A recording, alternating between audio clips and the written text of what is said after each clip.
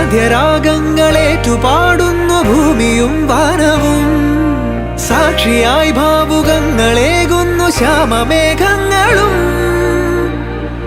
പവിഴമഴയേ നീ പെയ്യുമോ ഇന്നിവളെ, നീ മൂടുമോ വെൺപനിമതിവളിലെ മലരുളി അഴകിലെ നാളങ്ങളിൽ.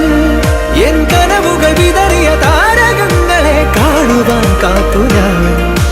ദൂരെ ഒരു മഴവില്ലിന്നേഴാം വർണ്ണം പോൽ തൂവൽ കവിളിണയിൽ നിമ്മായാലാവണ്യം.